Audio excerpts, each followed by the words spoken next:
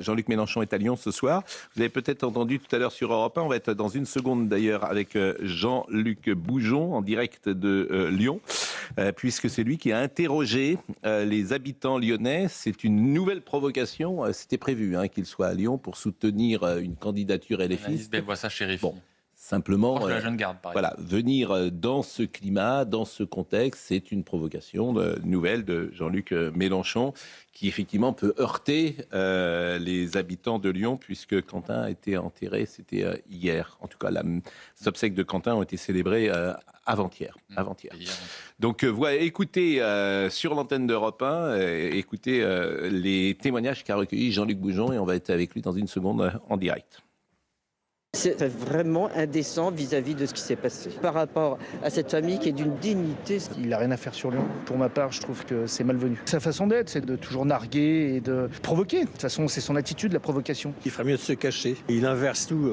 La victime, c'est la personne qui est morte, quelles que soient ses convictions. Moi, je trouve qu'il n'a rien à faire ici à ce moment-là. Je suis pas persuadée que les parents de Quentin soient ravis de son arrivée. Vous voyez bien que Lyon est sous tension en ce moment. J'ai peur que ça enflamme encore la ville. Je trouve qu'il y a assez de dégâts et assez de violence à Lyon. Ça va finir en émeute. Je pense que ça va partir en cacahuète, sérieusement. Les gens en ont marre en fait. C'est un manque de respect, c'est de mettre de l'huile sur le feu, clairement. Je salue Jean-Luc Boujon, le correspondant permanent d'Europe 1 à Lyon. Bonjour Jean-Luc, merci d'être avec nous. Tension maximum, disait une de ses habitantes. Est-ce qu'il y a un dispositif de sécurité ce soir important dans la ville de Lyon ? Oui, assez conséquent effectivement, parce que la préfecture juge que le contexte très singulier qu'on a depuis une quinzaine de jours fait qu'il y a nécessité de sécuriser ce meeting. Il y a toujours une surveillance sur les meetings politiques, mais là particulièrement. Donc ça veut dire une compagnie de CRS qui a été dépêchée, qui sera dépêchée sur place aux abords de la Bourse du Travail. C'est dans le 3e arrondissement, on est vraiment en plein centre de Lyon.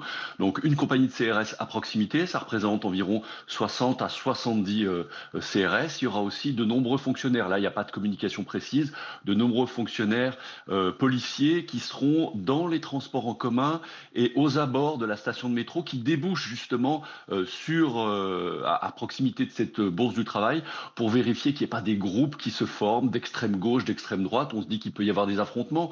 L'affrontement n'a pas eu lieu samedi dernier en marge de la marche en hommage à Quentin. Et donc la police se dit que potentiellement il peut y avoir des gens qui ont envie d'en découdre. D'après ce qu'on nous disait hier soir, il n'y a pas de menace particulière sur le meeting, mais ça dépendra de l'ambiance avant, ça dépendra aussi peut-être des déclarations de Jean-Luc Mélenchon pendant le meeting. On sait que ces derniers temps, il n'est pas vraiment revenu en arrière, il n'y a pas eu d'excuses, il y a eu plutôt une défense de la jeune garde. Donc on se dit que le tribun de gauche peut aussi mettre le feu à l'intérieur. Donc dispositif avant, pendant et après une partie de la nuit pour vraiment sécuriser au maximum la ville de Lyon qui est quand même sous tension. On entendait, les gens le disent, Lyon est sous tension en ce moment, c'est pas le moment de mettre de l'huile sur le feu.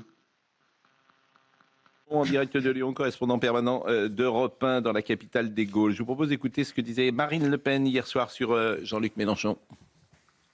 Dans les propos de Jean-Luc Mélenchon, il y a une forme de légitimation de la violence. Et on va revenir sur Jean-Luc Mélenchon. Il dit lui-même que la violence, elle est légitime. Bon, il ne faut pas qu'elle mène à la mort, d'accord ? Mais non, elle n'est pas légitime. Vous voyez ? Donc, c'est vraiment très ancré idéologiquement dans l'extrême gauche, l'utilisation de cette violence. Et moi, je suis, encore une fois, inquiète pour l'avenir.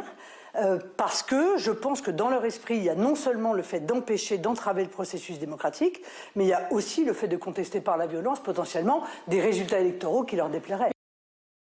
Monsieur Dupond-Moretti a pris la parole ce matin, il était sur RTL et on lui a demandé son avis sur le Rassemblement national, mais aussi sur la France insoumise. J'étais un des premiers à le dire que LFI est antisémite. Et puis, il y a l'autre extrême. Et qui aujourd'hui se refait la cerise, au fond. Vous pensez à qui ?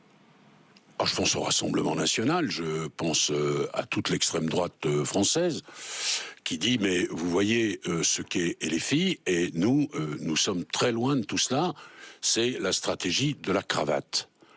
Alors, ce qui est intéressant, évidemment, c'est le moment qu'on vit est intéressant. Parce que on demande à chacun de se déterminer, de renvoyer dos à dos, ou pas d'ailleurs, Rassemblement national et LFI. Et chacun peut avoir un avis, ou même doit avoir un avis. Alors écoutons celui de M. Dupond-Moretti, parce qu'il dit peste et choléra. Et c'est ça qu'on peut contester. C'est-à-dire que d'un côté, vous avez aujourd'hui un parti fasciste, violent, qui appelle à l'insurrection, qui cherche le chaos. Et de l'autre, vous avez un Rassemblement national qu'on peut contester. On peut contester ses incarnations, on peut contester ses idées, on peut contester son expérience, on peut le dire incompétent. Pourquoi pas? M. Bardella est jeune, il n'a rien prouvé. Tout cela est entendu. Mais on peut aussi dire qu'il n'est pas violent. On peut aussi dire qu'il n'est pas fasciste. On peut aussi dire qu'il n'est pas à renvoyer effectivement au même niveau que la France insoumise. À mon avis, si on est un homme politique, c'est du courage de dire ça. Il faut du courage pour dire ça, curieusement, dans l'espace médiatique, et pour les observateurs pareil, alors que ça devrait être une évidence. Ce que je dis là est une évidence. Et ça devrait être porté par tous les observateurs et tous les hommes politiques. Ça ne l'est pas. Écoutez M. Dupond-Moretti. Je pense que la France est bien trop belle pour être confiée aux extrêmes.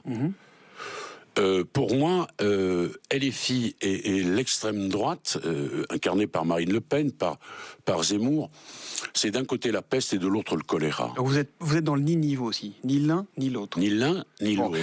Eh bien, cette parole, ce qu'il vient de dire là, et c'est un jugement personnel que je propose, c'est dangereux. C'est précisément dangereux. Et c'est d'ailleurs, au fond, c'est assez grave de dire cela. C'est assez grave parce que c'est pas du tout comparable. Mais bon, on est dans cet état où on n'est pas étonné. Ça a toujours été obsessionnel, chéri. Même quand il était garde des Sceaux, au lieu de répondre sur des questions qui relevaient de son ministère, il ne pouvait pas s'empêcher de mettre en cause à chaque fois le Rassemblement national, le Front national de l'époque, etc. Donc on voit bien qu'il y a chez lui toujours eu cet aspect obsessionnel qu'il continuera à avoir. Et vous dites un homme politique. Est-ce qu'il est un homme politique? Est-ce qu'il est devenu un jour? Est-ce qu'il a été élu une seule fois? Oui, sur son nom. Non, mais il a perdu. Donc, je veux dire, je ne ferai pas d'attaque personnelle. Il nous a encore attaqués. Ce ne sont pas des attaques personnelles, c'est factuel ce que je dis là. Est-ce qu'il a été élu? Moi, ce qui m'intéresse, c'est le fond. Ouais. Ce qu'il dit. Et c'est pour ça, d'ailleurs, moi, je veux bien l'inviter, M. Dupond-Moretti. Il peut venir sur ce plateau. Il a encore parlé de nous très gentiment ce matin sur RTL et de votre serviteur. Il parle de moi sans arrêt. Parce que quand il a des obsessions, visiblement, il les garde. Bon. Mais sur le fond, c'est ça qui est intéressant. De dire c'est la peste et le choléra. Non. C'est la peste, oui, la peste rouge, comme l'écrit très justement Yves Tréhard ce matin une nouvelle fois dans le Figaro. C'est un très très bon papier, la peste rouge. Mais effectivement, je le répète, le RN, on peut attaquer sur tous les sujets. C'est bien normal.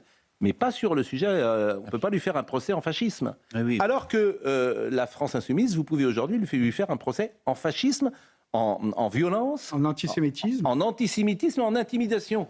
Ça fait beaucoup quand même. Et allié à un groupuscule d'extrême gauche. Alors quand vous voyez tout l'aspect, tous les hommes politiques qui refusent, alors certains par intérêt, ceux du centre, qui disent « Ah, ça nous arrange bien ça parce que c'est l'extrême centre qui va gagner ». On les renvoie tous les deux, mais c'est des petits calculs. Et pour étayer ce que vous dites, combien de procédures pénales en cours d'enquête actuellement contre des membres de LFI? Combien contre des membres du RN? Je veux dire... Pascal Pierre Garbarini. Moi, ce qui me choque, en fait... c'est bien évidemment, la comparaison me paraît totalement inadaptée et fausse surtout, parce qu'avec ce qui s'est passé à Lyon, qu'il n'y ait pas une volonté de dire, je parle des gens de LFI, de dire cette jeune garde, c'est vrai, nous l'avions mise avec nous, ok, mais face à ce qu'ils ont fait, où ils ont lynché un jeune homme, de ne pas en tirer immédiatement les conséquences, à la fois par rapport à la jeune garde elle-même, où il y a ensuite maintenant une poursuite pour reconstitution de ligue dissoute. Ce n'est pas rien comme infraction. Et d'autre part, de ne pas demander à son député Raphaël Arnaud de quitter les rangs compte tenu de sa proximité et que c'est le créateur, le fondateur de la jeune garde qui est donc poursuivi pour reconstitution de ligue dissoute, ça montre encore une fois la volonté de complètement brutaliser et de créer une agressivité dans l'élection à venir et dans le débat parlementaire. Bon, voilà, c'est tout. Maï-Hélène Trémollet. Moi, je voudrais juste souligner que la peste et le choléra ne sont pas vraiment traités de la même manière. C'est une expression qui est souvent employée. Mais par exemple, on pense aux législatives de 2024, où le groupe Renaissance appelait à faire barrage au Rassemblement national, donc ce qu'il appelle apparemment le choléra là, et à s'allier donc avec la peste. Donc c'est pas vrai. En plus, ils essaient de renvoyer dos à dos de ce qu'ils appellent l'extrême droite et l'extrême gauche, mais ils ne sont pas considérés de la même manière, puisqu'ils sont prêts à faire certaines alliances avec LFI pour contrer le RN. Et puis ce qui est insupportable, c'est cette posture de surplomb. Moi, vraiment, je n'en peux plus de ce centre qui nous dit ce sont des extrêmes. Enfin, la posture un peu de modération qu'il s'auto-attribue. Pardon, mais Éric Dupond-Moretti, il a un bilan. Si aujourd'hui les gens se tournent vers les extrêmes, comme il les qualifie, c'est aussi parce que ça n'a pas marché en fait avec lui. Donc avant d'aller taxer les autres d'extrémistes ou je ne sais quoi, qu'il regarde son bilan. Et peut-être ça lui donnera quelques idées pourquoi les Français aujourd'hui se tournent vers d'autres forces politiques que la sienne. Mais monsieur Dupond-Moretti, je vous assure, moi je ne veux pas non plus l'attaquer personnellement, mais celui qui l'a le plus sanctionné, c'est le président de la République. Il était tellement bon qu'ils l'ont jeté. C'est ça la vérité. Il était tellement bon qu'ils l'ont pas repris. Donc moi j'y peux rien en fait. S'il était bon, il serait resté. Hein, il est... que me dit Marine Lançon ? Ah, Marine Lançon me dit si, il est dans mon sac. Mais évidemment, je pense que ce n'était pas à moi que c'était adressé. Je pense. Plusieurs remarques. Je vous en prie, d'abord, monsieur de la Garde. Ce que dit Maître Garbarini, ce qui est le plus terrible, c'est que finalement, cette stratégie de l'IFI, sur laquelle on est tous absolument d'accord, en fait, elle marche pour les Insoumis. Je ne sais pas si vous avez vu les derniers sondages en région, notamment un sondage à Toulouse. Olivier de la Garde. Et les filles gagne des points avec cette stratégie, d'hystérisation de la vie politique. Ça marche. Et c'est. Je vous assure, là, il faut être vraiment prudent parce que, c'est à désespérer de tout. Mais c'est à désespérer. Le vrai enjeu, ça va être la réaction. Le vrai enjeu, ça va être la réaction de l'autre gauche, des socialistes, par rapport à LFI.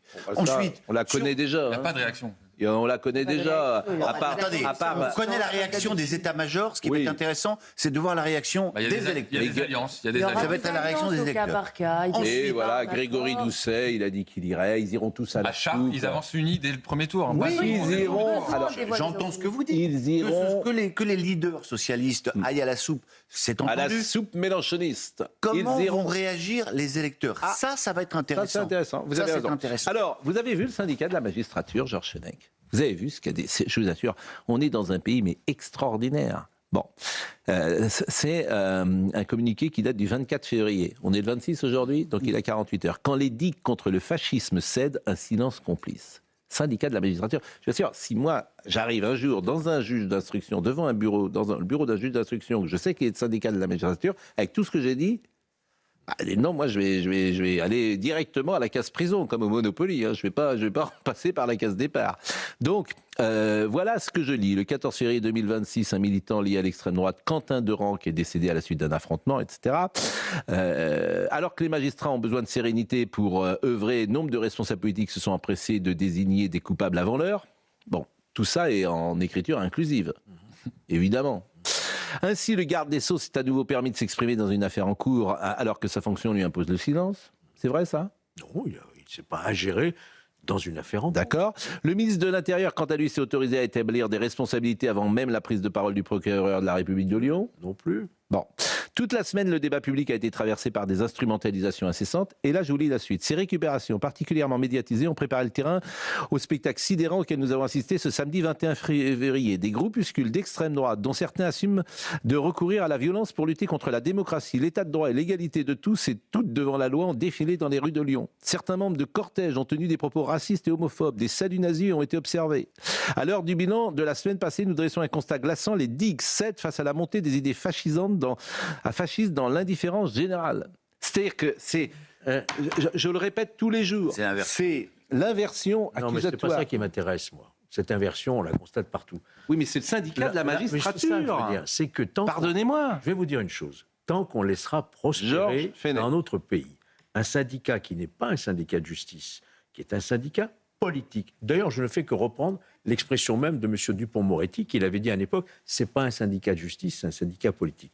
Tant qu'on laissera prospérer ce genre de choses séditieuses, parce qu'en réalité, c'est une atteinte à la séparation des pouvoirs, comment voulez-vous que les Français aient confiance en leur justice ? Vous-même, vous dites, si jamais je me retrouve devant un juge d'instruction du syndicat, je suis mal parti. Voyez-vous, donc, Pascal-Pierre Garbarini, il y a un manque de courage politique vis-à-vis de ce syndicat. Mais je trouve ça incroyable. C'est pas normal. Je trouve ça, je ne peux pas vous dire autre chose, mais ça fait peur d'ailleurs. Parce qu'en fait, ces gens-là sont avec Jean-Luc Mélenchon, très clairement. Mais c'est le même courant. Ils votent Jean-Luc Mélenchon. Oui. Ils ont le droit d'ailleurs. Mais ils ont un instant de la fête de l'humanité, je vous rappelle. Ils ont le droit de voter, mais pas de le dire.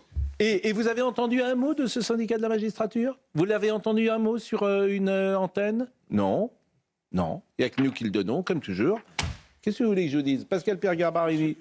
Il faut relever quand même, parce que il faut rester sur l'affaire de Lyon. L'affaire de Lyon, même si les personnes qui ont été mises en examen, à ce stade, elles sont présumées innocentes, n'oublions pas que nous avons obtenu la lecture, ou en tous les cas la connaissance de leurs déclarations, et vous avez des personnes qui reconnaissent les faits. C'est-à-dire qu'elles sont présumées innocentes parce que c'est la loi française, mais dans les déclarations qu'elles ont faites en garde à vue, elles reconnaissent les faits pour 5 d'entre eux. Il y en a qui disent « j'ai donné des coups de pied dans la tête ». Il y en a d'autres qui disent « j'ai dit butez-les, tuez-les », qui est le fameux façon de parler, Monsieur Favreau. Il y en a d'autres qui disent « j'ai participé, moi aussi j'ai donné des coups de pied ». Il y en a que 2 qui gardent le silence. Un qui garde le silence et l'autre qui nie. Donc on a d'ores et déjà des éléments matériels qui permettent quand même à toutes les personnes, qu'elles soient journalistes, ministres de l'Intérieur, garde des Sceaux, quand même de commenter. Parce que ce n'est pas rien, puisqu'on a des éléments. C'est pas comme si on avait des faits qui n'étaient pas encore avérés, qui n'étaient pas encore établis. Ça, c'est le premier point. Donc, on a des éléments matériels qui sont sûrs. Deuxièmement, il faut patienter, parce que là, les fadettes, donc les fadettes, c'est-à-dire les téléphones portables de toutes ces personnes qui sont mises en cause. On va prendre ce qu'on appelle les fadettes, ce sont les factures détaillées de leur portable, qui vont être utilisés pour savoir qui appelait qui. On va prendre tous les numéros. En plus, maintenant, ça va très vite puisqu'il y a des ordinateurs qui le font et qui sont habilités à le faire. Et donc, ils vont voir qui appelle qui. Donc, on va voir si, par exemple, M. Raphaël Arnaud, il était en lien avant les faits, pendant les faits, juste après les faits, avec l'une des 7 personnes qui a été mise en examen. Premier point. On va voir si ensuite M. Arnaud, à la suite d'un coup de téléphone qu'il a reçu ou qu'il a donné à une des 7 personnes, il a immédiatement appelé M. Jean-Luc Mélenchon, par exemple, pour le tenir informé de ce qui se passait avant les faits, pendant les faits, après les faits. Voilà comment se construit une instruction. Et à ce moment-là... Et là, ça va être long. Forcément, ça va être long, mais ensuite, les responsabilités vont se dessiner. Ça peut aller assez vite. Bon, ce qui est intéressant, vous voyez, dans le moment que nous vivons, donc tu as 2 solutions, tu as 2 positions sur la France Insoumise, soit de renvoyer ce que fait Jean-Luc Mélenchon, peste ou choléra. Donc ça, c'est le centre, l'extrême droite. C'est la J'ai dit qui? Jean-Luc Mélenchon. Oui, c'est Monsieur Boretti. Donc ça, c'est la position... souvent de la Macronie, pas tout à fait tout le monde dans la Macronie. C'est la position du chef de l'État. Ouais. C'était pas la position de Gérald Darmanin. C'était pas la position tout à fait de Sébastien Lecornu. C'était pas la position de Maud Bréjon. Bon, ça c'est une position possible. On fait, on renvoie. Bon, l'autre position, c'est le syndicat de la magistrature. Alors lui qui charge l'extrême droite. C'est-à-dire que, alors là, il y a aveuglement total sur ce qui s'est passé à gauche. Et puis il y a les observateurs dans l'espace médiatique. Et là, c'est un peu mitigé. C'est-à-dire que vous avez des gens dans l'espace médiatique, des observateurs qui sont très durs sur la France Insoumise, disons-le, des journalistes, des prises de position. Et puis en revanche, France Inter tape sur l'extrême droite. Ouais. Bon, qui effectivement n'est pas au centre de ce dossier. Et ce matin, par exemple, il y a une jeune femme qui a fait un édito sur Laurence Ferrari. C'est vraiment très intéressant. Oui, pour expliquer, voilà. C'est France Inter, ils sont obsédés. Quand c'est pas CNews, c'est Pascal Praud. Quand c'est pas Pascal Praud, maintenant c'est Laurence Ferrari. Et c'est payé par vos impôts. Et après, ils disent c'est nous qui attaquons le service public. Donc on n'a rien dit de Radio France, je crois. Et là, c'est Laurence Ferrari qui est attaquée par une jeune femme dont j'ignorais le nom, mais qui fait des éditos le matin sur France Inter. Parce que Laurence, elle fait son métier. Elle est boss. Donc elle choisit, effectivement, elle choisit ce qu'elle doit faire. Bon, c'est le principe d'un patron de presse. Bon, c'est intéressant. Manuel Valls sur Jean-Luc Mélenchon. Manuel Valls. Manuel Valls. Pourquoi nous n'avons pas Manuel Valls? Ah, il bug, me dit Marine Lançon. Donc Manuel Valls, c'est pas Manuel Valls qui bug. C'est le Magnéto. C'est le Magnéto. Magnéto Serge, Magnéto voilà. Marine. Allons-y. Manuel Valls. L'ultra-gauche, l'extrême-gauche, Jean-Luc Mélenchon et ses amis essaient de nous faire croire que le débat aujourd'hui, c'est entre le fascisme et l'antifascisme. Et évidemment, du coup, aucun débat n'est possible. Ou vous êtes avec eux, Jean-Luc Mélenchon, ou vous êtes avec les fascistes, c'est-à-dire Bardella, Le Pen et tous les autres d'une certaine manière. C'est une vision qui consiste à désigner, mais ça c'est le populisme, c'est le pire du populisme. Populistes, antisémites et violentes sont la marque de Jean-Luc Mélenchon et de LFI. C'est pour ça que je n'ai jamais pu comprendre comment on pouvait envisager la moindre alliance Mais à tous les niveaux, au niveau des municipales comme au niveau national. Il n'y a pas que le scénario. Bon, lui, il est clair, il parle, vous l'avez compris, des alliances, il est clair. Mais Valls est clair, Glucksmann est clair, François Hollande est clair. Et il y aura des alliances dans l'entre-deux tours, dans tous les cas. François Hollande et Raphaël Glucksmann, pour moi, ne sont pas clairs du tout. C'est-à-dire que Raphaël Glucksmann dit quelque chose, Aurore Lalucq dit totalement autre chose. Non, mais Aurore Lalucq, oui. Mais Glucksmann est clair. Et Hollande Moi, je vous dis, ça vous fait sourire. Hollande, il y a un trou de souris, il y a un soupirail. Hollande, je n'exclus pas qu'Hollande d'abord soit candidat et soit au deuxième tour, je vous le dis. Je vous le dis. Vous savez pourquoi? Alors, Dieu sait si on est sévère sur François Hollande. Moi, j'ai été le premier. Vous savez pourquoi? Pour une raison toute simple, c'est le meilleur. Dans leur camp. Dans leur camp. Il est meilleur que cette gauche républicaine. Il est plus habile. Je ne peux pas l'inviter sur le plateau. Je ne dis pas ça pour ça. Je n'ai pas d'action avec M. Hollande. Mais il ne faut pas exclure, effectivement, ça. Moi, j'ai l'impression que cette gauche républicaine, social-démocrate dont vous parlez, pour moi, elle est déjà partie chez Emmanuel Macron. Et en fait, ce créneau-là... Oui, mais il n'y a pas de candidat. Gabriel Attal peut incarner ça d'une certaine manière. Vous pensez que Gabriel... Il n'y a pas de candidat, si Gabriel Attal est candidat de la Macronie, il peut récupérer une partie de cet électorat-là. Mais sauf que la Macronie... La Macronie, tu ne peux pas aller au public aujourd'hui en disant j'ai travaillé avec Emmanuel Macron. Sauf si vous êtes critique comme le sont Gabriel Attal et Édouard Philippe. Ils essaient de s'en dissocier. Je ne dis pas que ça va marcher. C'est pour ça qu'ils appellent à la démission. Pardonnez-moi. Philippe qui est menacé au Havre. Mais si Édouard Philippe, il a raison. C'est incroyable. Et vous savez qui va le battre? Qui pourrait le battre? Un communiste. Le candidat pour lequel il a appelé à voter aux législatives en 2024. Mais monsieur... Mais il ira au... Il vote communiste, monsieur Hollande. Monsieur Philippe, il votera pour lui. Il devrait voter directement pour lui. Il est au Salon de l'Humanité, à la fête de l'Humanité. Bon, c'est un bordel. C'est quand même... Franchement. Et là, il est horizon, Bournazel, nous sommes d'accord. Oui. Donc, c'est un proche d'Édouard Philippe. C'est un proche d'Édouard Philippe, donc Édouard Philippe a une position et Bournazel en a une autre. On en parlera. Bournazel a pris une position et Édouard Philippe sur les ficelles, on va dire, et il regarde. Les seuls qui sont clairs à gauche, finalement, ce sont ceux qui ne se présentent pas, qui n'ont aucun intérêt dans les municipales. Qu'est-ce que j'attends d'un homme politique? Qui s'exprime avec clarté, qu'il dise précisément ce qu'il veut, sans ambiguïté. Et je vois où j'entends trop de calculs minables, de prises de position décevantes. On va parler tout à l'heure de M. Bournazel et de M. Philippe. On est au cœur d'une hypocrisie invraisemblable. Un patron qui dit quelque chose et l'autre qui se présente sous son étiquette qui dit le contraire. Moi, ce que j'attends, c'est la clarté. Si M. Philippe avait vraiment de la suite dans les idées et du courage ou de la force, etc., il dirait « je lui retire mon étiquette ». C'est ça que j'attends. Parce qu'autrement, les gens, il me semble, ils ne croient plus en la politique. En fait, M. Philippe, il abîme la démocratie. Il l'abîme. Mais non, mais dans l'exemple que je prends, il l'abîme. Puisque vous avez deux personnes du même mouvement qui disent le contraire. Donc c'est ça, ou qui disent quelque chose et qui font en sorte que le contraire arrive. Donc, alors après, effectivement, quand tous ces centristes, ou ces modérés, comme on les appelle, les électeurs sont tellement dégoûtés qu'ils vont écouter d'autres voix, c'est le cas aux États-Unis avec Trump, à ce moment-là, les gens disent, mais... Vous êtes vraiment des fascistes, vous allez vers des extrêmes, etc. Mais faites votre job, faites votre boulot. Je veux dire, soyez sincères, soyez d'une pièce, soyez cohérents. Mais politiquement. dans le sujet qu'on vient de voir sur la gauche, il n'y a pas de sincérité. Il y a une seule parole claire qu'on a entendue ces derniers jours, c'est LFI qui continue à soutenir Raphaël Arnaud. Mathilde Panot qui dit qu'elle est fière d'avoir Raphaël Arnaud, qui est l'ancien président de la Jeune Garde, dans son groupe.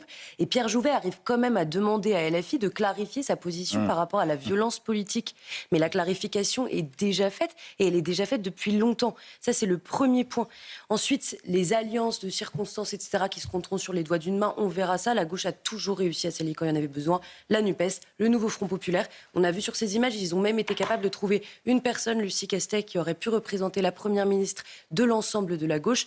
Donc c'est quelque chose qui est déjà arrivé et qui, à mon avis, arrivera à nouveau. La gauche se divise comme la droite de son côté, sauf qu'elle arrive à s'allier au moment des périodes électorales pour pousser des candidats. Parce que la droite pense pareil et présente des candidats qui, effectivement, pourraient se ressembler parce qu'ils pensent la même chose. Nous sommes d'accord, mais ils se divisent. Il y en a un, deux ou trois. Exactement. Et la gauche est opposée surtout. Mais ils arrivent à se rassembler sur une candidature. Franchement, c'est des génies, les gens de gauche. Sur le fait qu'ils soient opposés surtout, moi, je voudrais juste... Évidemment que là, on se concentre sur la France insoumise parce que Raphaël Arnaud, etc. Mais pardon, mais les écologistes et les communistes n'ont pas pris des distances considérables avec la violence en politique. Je rappelle que Marine Tondelier a signé la tribune pour dénoncer la dissolution de la Jeune Garde. Je rappelle que les communistes, ça se passait dans le journal de l'Humanité. Enfin, pardon, mais le reste de la gauche n'est pas exempt de tout reproche. Donc, évidemment qu'ils vont s'allier parce qu'il y a une réalité électorale aujourd'hui qui fait que si vous passez des LFI, vous ne gagnez pas. Et donc là, j'ai sous les yeux une liste de villes. Dès le premier tour, ils vont être ensemble. Et ils vont être ensemble dans des listes. Parfois, on les cache un peu, les candidats LFI. On les met un peu de côté, mais ils seront là. Bon. Vous avez entendu quand même Olivier Faure, là c'est une merveille d'hypocrisie. C'est indécent de parler des alliances, alors que c'est le sujet, quoi. Il n'y a que ce sujet. Non, c'est indécent. C'est aussi comme ça que survit le Parti socialiste. Mais c'est pour ça que c'est pour ça que les gens décrochent, c'est pour ça que M. Faure, il ne faut même pas qu'il aille se présenter à la candidature de la présidentielle parce qu'il fera moins de 2%, comme Mme Hidalgo, elle a fait moins de 2%. Mais le paradoxe, on le dit en permanence, c'est-à-dire que c'est des gens qui ne pèsent rien en termes électoraux et qu'on les poste partout dans la République. Donc ça pose au Conseil d'État, et qui sont à la manœuvre pour faire le budget. Et qui ont fait voter le budget 2025. Voilà. Bon, donc c'est quand même un vrai problème. Bon, on va écouter Éric Dupond-Moretti, parce que Éric Dupond-Moretti, dès qu'il va sur une antenne, je dois l'obséder. C'est de vous, donc. Mais vous l'avez rencontré depuis, je lui ai dit, mais qu'il vienne nous voir. En plus, je vous assure, j'ai rien contre lui. Non, mais déjà, il a un chien qui s'appelle Jean-Claude, je trouve ça plutôt sympathique, au fond. Un petit chien. Moi, je l'ai rencontré rue Barbeuf, je vous ai dit une fois, on a échangé, etc. Mais j'ai rien contre lui, je vous jure que c'est vrai. Non, moi, je ne l'ai plus rencontré, et je lui ai dit qu'il vienne sur le plateau. Bon, alors là, il a parlé de moi, et je pense qu'il a reconnu enfin les qualités qui sont les miennes. Je vous propose de l'écouter. Dans les manifs qui ont eu lieu, là, pour honorer la mémoire de ce jeune Quentin, on a entendu « sale bougnoule ». On n'entendait plus ça, là. Ça revient en force de façon décomplexée, d'ailleurs. Signalement à la justice. Sur le plateau du phare de la pensée contemporaine, qui est M. Pro, on a entendu la grosse malienne à propos d'Ayana Kamura. Donc aujourd'hui, on est... On va demander à son interlocuteur de s'excuser. Oui, enfin... mollement, mais on est dans une parole totalement décomplexée. Moi, je ne veux pas vivre dans un pays comme celui-là. Je ne veux pas répéter ce qu'il dit, mais d'abord, ce qu'il dit est faux. Ce n'est pas cette expression qui a été employée. Donc déjà, c'est faux. Il devrait travailler, c'est une autre. La deuxième chose, c'est que non seulement j'ai répondu, mais j'ai répondu fortement, et on a répondu même 3 fois. 3 fois, et une fois, j'ai pris M. Millet, je lui ai dit, vous nous mettez en difficulté de nous, etc., etc. Et M. Millet, pour le moment, il n'est plus dans l'émission. Donc voilà, j'ai répondu. Mais ça n'empêche pas que M. Dupond-Moretti, en fait, c'est pour ça qu'il ne vient pas sur ce plateau.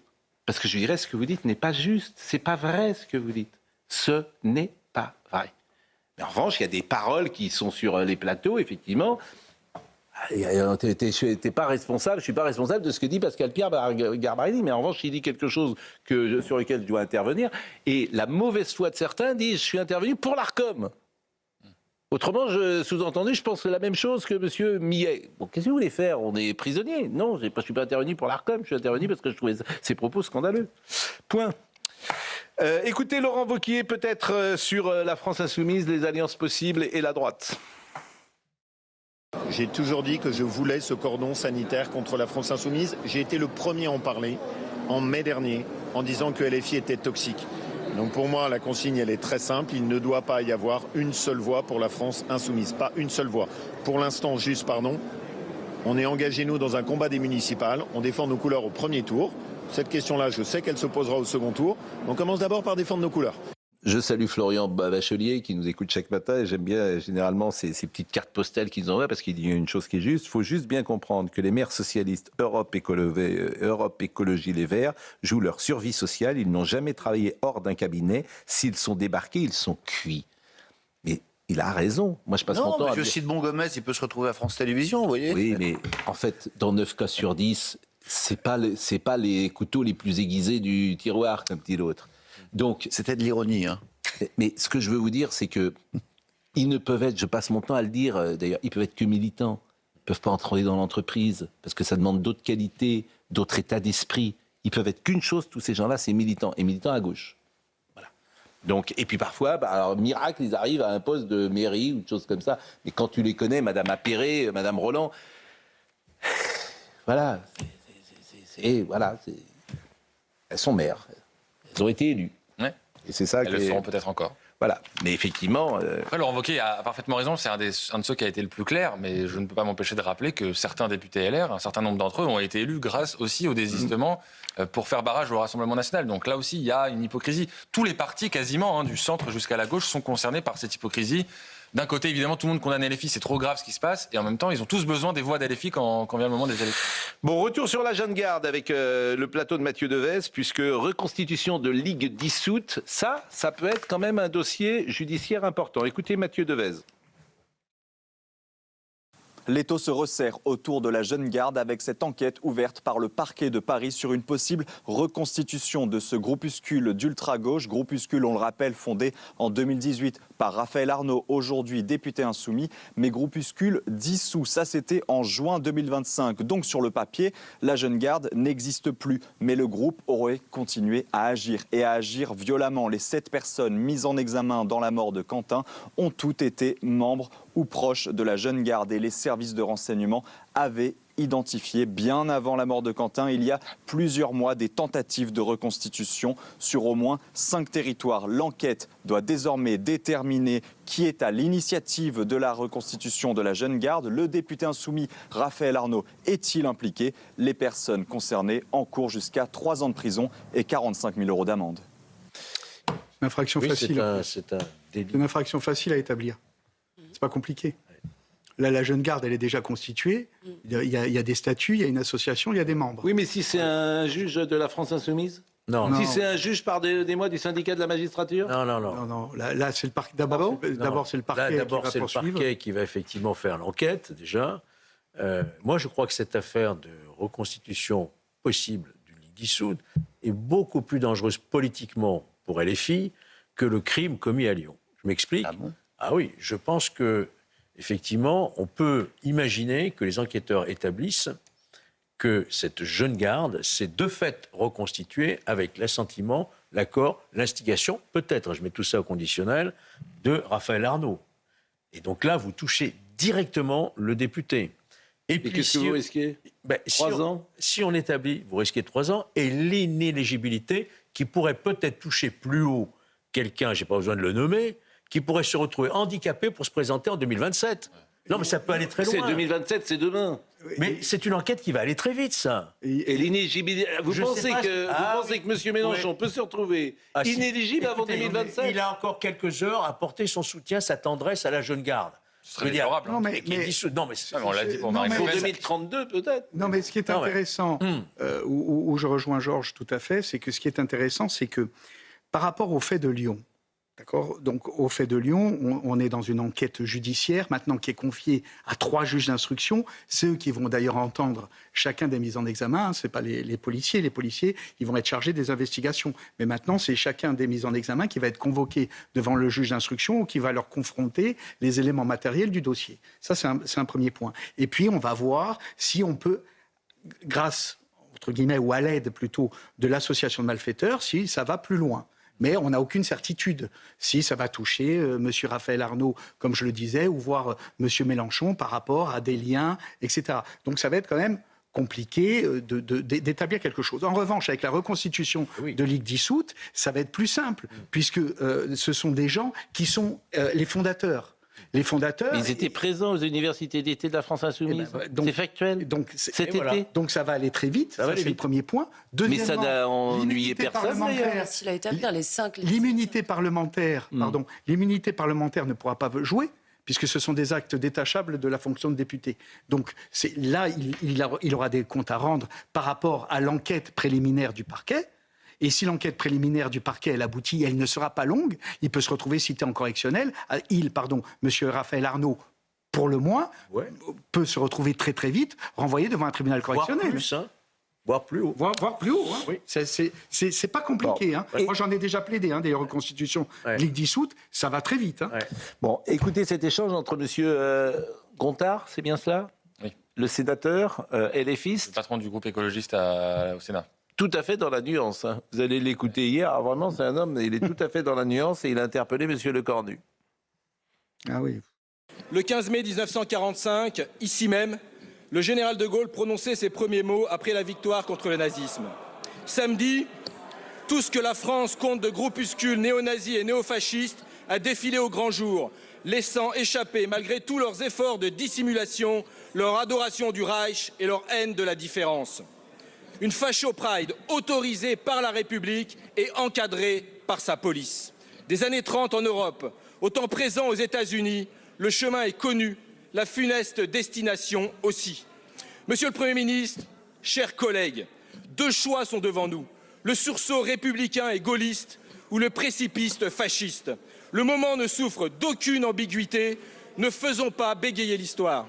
J'ai demandé à la présidente du groupe de la France Insoumise la semaine dernière, lors des questions au gouvernement à l'Assemblée nationale, de faire le ménage dans ses idées et dans ses rangs. Au moment où je vous parle, le député Raphaël Arnaud est toujours membre du groupe de la France Insoumise. Monsieur le Président Gontard, je ne dis pas que votre combat contre l'extrême droite et contre le fascisme n'est pas à la hauteur, mais reconnaissez que ce deux poids, deux mesures ne permet plus d'être crédible, ne permet plus d'être audible. Donc moi, j'ai une boussole assez simple, refuser la violence d'où qu'elle vient, lutter contre les extrêmes, gauche-droite confondus, tout simplement parce que le projet politique qu'ils ont pour la France, c'est précisément de nous voir disparaître et de se retrouver en face à face au second tour de l'élection présidentielle. Réveillons-nous!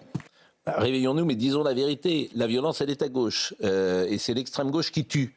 Et ça, il l'a dit l'autre jour. Et puis, comme manifestement Emmanuel Macron est plus nuancé, Sébastien Lecornu, il l'est aussi dans cette intervention vis-à-vis de quelqu'un de LFI à qui il dit « Je reconnais votre combat ». Alors, c'est quelqu'un d'Europe Écologie Les Verts. D'Europe Écologie Les Verts. Là, de la même manière, à Lyon, Grégory Doucet, son équipe municipale avait des liens avec la Jeune Garde. Ce n'était pas que LFI. Il faut vraiment le répéter.